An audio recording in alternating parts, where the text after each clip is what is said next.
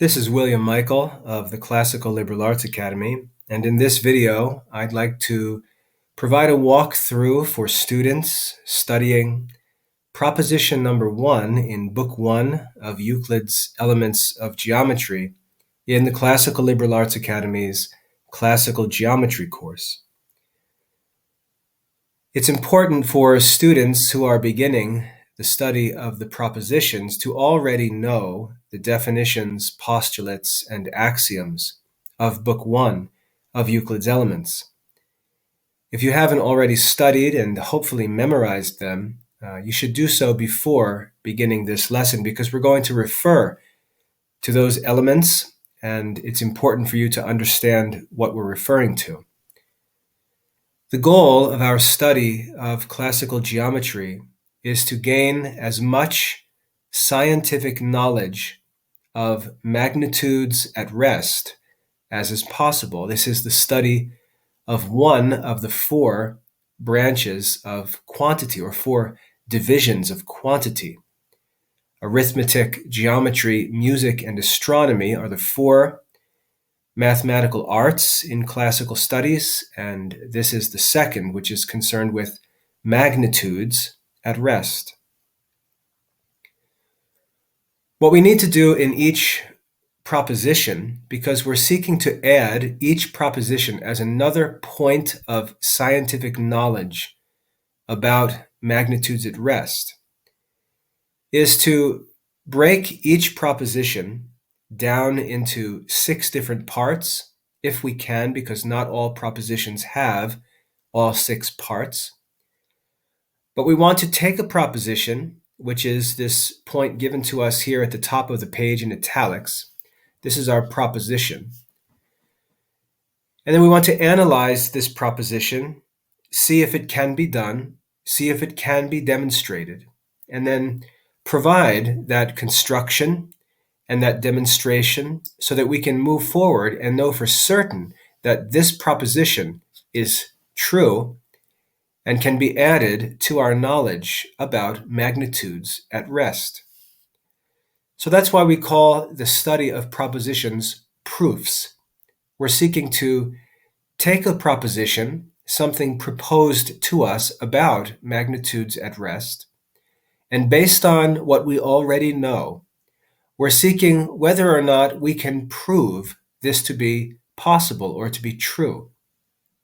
That's the goal of each proposition, to build our knowledge in geometry, point by point, with every point being proven and absolutely certain. So having learned the definitions, having accepted the postulates of Book 1, and having acknowledged the axioms that are presented in Book 1, we now move forward in our study of the first proposition, seeing if we can add this proposition with certainty to our knowledge of magnitudes at rest. So the proposition is stated at the top of the page here. On a given finite straight line, to construct an equilateral triangle. On a given finite straight line, to construct an equilateral triangle. So we're asking whether it's possible for us, if we're given a finite straight line, using only what is absolutely certain, can construct an equilateral triangle on that given straight line. And now we're going to proceed through the proof to investigate whether this is possible and prove that it's so, if it is in fact possible. The second part of our investigation of a proposition is called the exposition. And I'll put an E for exposition. And our exposition is found right here in this sentence. And in the exposition, we set out what is given or what is known.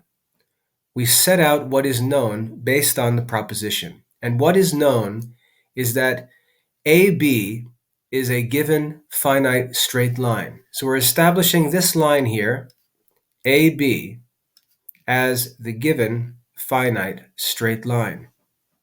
So imagine if only that straight line AB existed in your mind, none of the other lines in that illustration. We're given a finite straight line, and to be more specific for the sake of our investigation, we're going to name this given straight line. We're going to name it by its two endpoints, A and B. Let line AB be the given finite straight line. The third part of a proposition is called the determination. So I'll put a D up here. The determination, and we find the determination right here.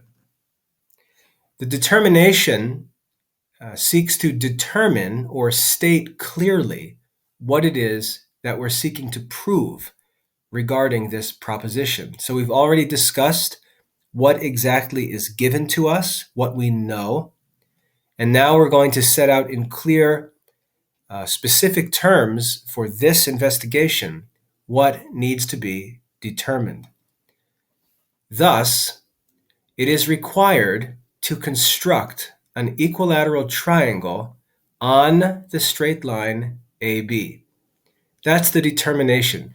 Given the straight line AB, it's required by this proposition that we construct an equilateral triangle on that straight line AB. And there ends the opening of the investigation. We've stated the proposition. We've stated the exposition, where we set out what is known, in addition to the elements, the definitions, postulates, and axioms we've already established. And we determine what is to be sought in this investigation. Remember the names of the parts of the proposition. First, the proposition itself. Second, the exposition. And third, the determination. The fourth part of the proof or the investigation, I shouldn't say proof, I should say the proposition. The fourth part is called the construction, and I'm going to write a letter C here.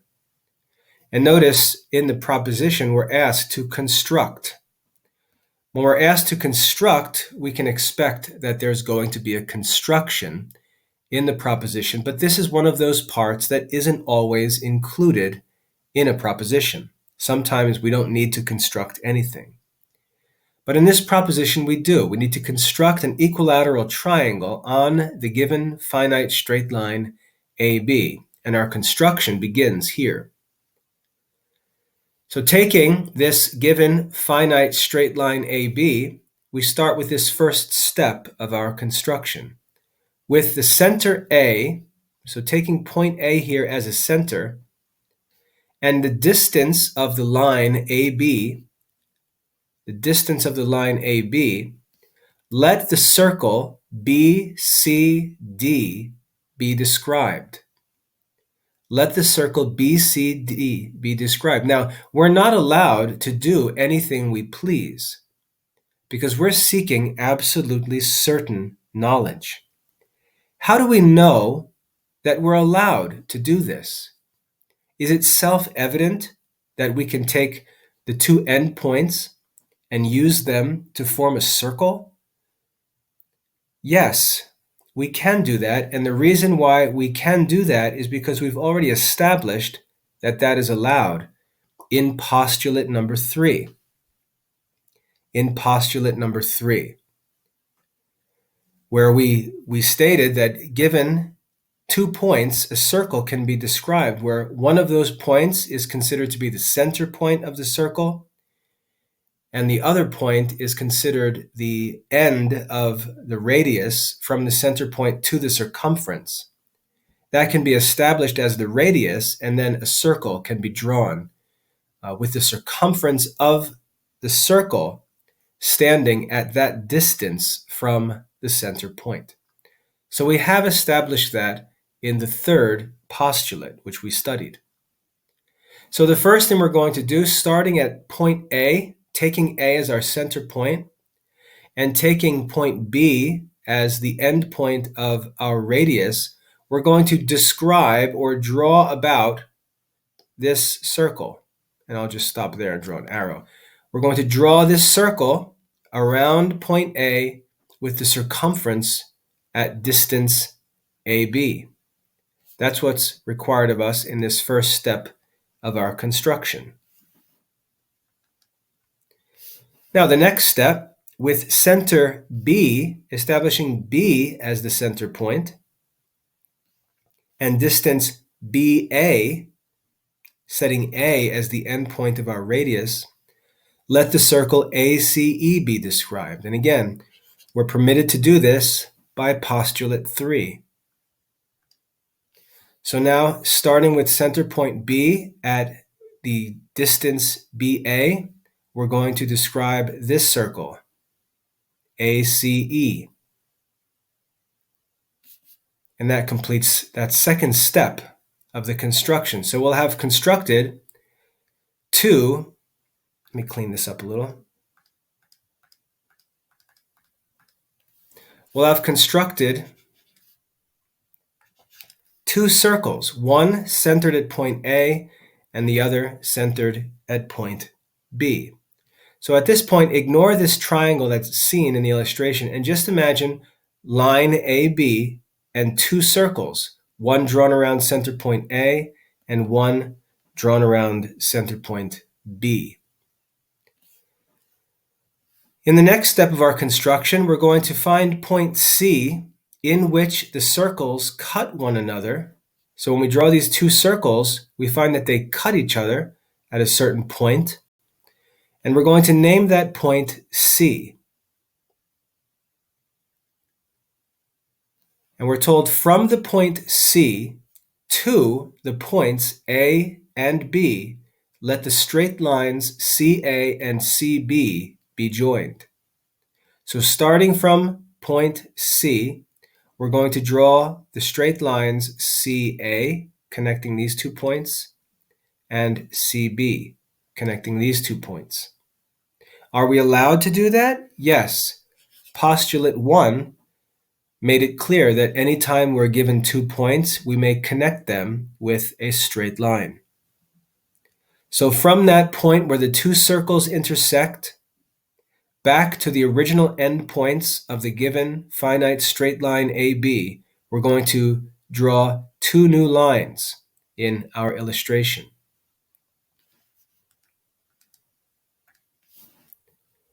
And that's this third step of our construction. Now, if we look at the diagram, we see at that point we will have drawn a triangle. But the question remains whether or not it is an equilateral triangle. Drawing a triangle was not the requirement of this proposition, but that we draw an equilateral triangle. That is, a triangle of which all 3 sides are equal in length. So now we're going to work on proving that we have actually performed what was to be done in this proposition, namely to construct an equilateral triangle on the given finite straight line AB. And when we do that, we begin the next part of our proposition study with what's called the demonstration, D. The demonstration. Now, an easy way to identify the construction is to notice that we are referring to postulates. Postulates are used in the construction. But you'll notice when we move to the demonstration, we're no longer going to use postulates, but we're going to be referring back to definitions and common notions or axioms. So in the future, you'll find it difficult sometimes to identify the different parts of a proposition. This is one tip for how to do so. If postulates are being used to justify an action, you know you're working on the construction. And if you find definitions or axioms being used to justify something, you're working on the demonstration. So let's study the demonstration. Let me clean this up a bit. Let's walk through the demonstration. First point of our demonstration or proof is that now, since the point A is the center of circle CDB, so since point A is the center of this circle CBD, then it must be true that line AC is equal to line AB. If it's true that A is the center of circle CBD, then line AC must be equal to line AB. And why is that? Because of definition 15, which is the definition of a circle. Because in the definition of a circle, we learned that for a circle, all points on the circumference of the circle are at an equal distance to the center point. And therefore, if point A is the center point of circle CBD, then it must be true that the line connecting point A to point C on the circumference and point A connecting point B on the circumference must be equal. So that point is clear by the definition of a circle, definition 15. The second point of our proof says, again, since point B is the center of circle CAE, this circle here, since point B is the center, then BC, this line here, must be equal in length to BA. And how do we know that? We know that again by the definition of a circle, definition 15. So we have been able to prove that lines AC and AB are equal, and now we've proven that lines BC and BA are equal. Let's keep working through our proof. Now, CA, line CA here, was proven to be equal to line AB. Therefore, each of the straight lines CA and CB are equal to line AB. So when we've established this and we've established this point, notice what we've done here. We said that AC is equal to AB. And we've also seen that line BC is equal to BA. These are the same lines, AB and BA. That was our original given finite straight line. But note here that we've said that AC is equal to that given straight line, and BC is also equal to that given straight line.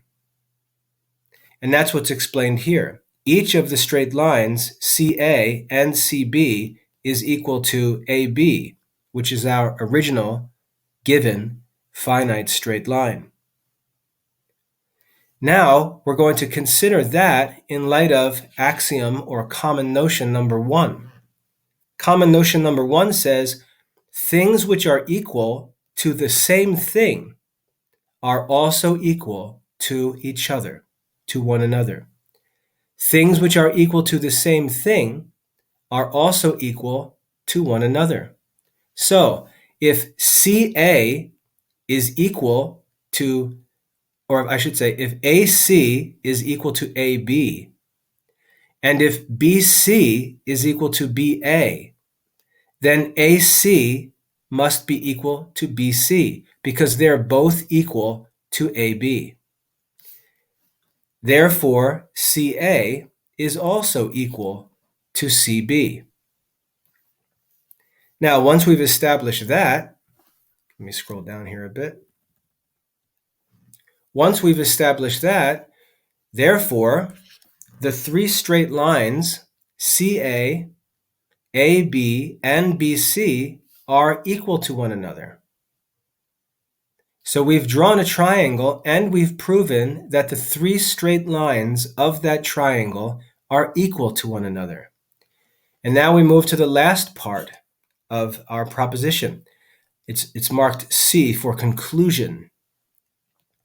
The conclusion states, therefore, and here what you'll find in the conclusion is simply a restatement of the original proposition. Therefore, the triangle ABC is equilateral, and it has been constructed on the given finite straight line AB, being what it was